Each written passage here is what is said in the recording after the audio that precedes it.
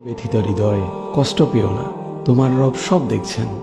মনের ভিতর জমিয়ে রাখা এক সমুদ্র পরিমাণ কষ্ট, যা কেউ কোনোদিন বুঝেনি, বুঝার চেষ্টাও করেনি।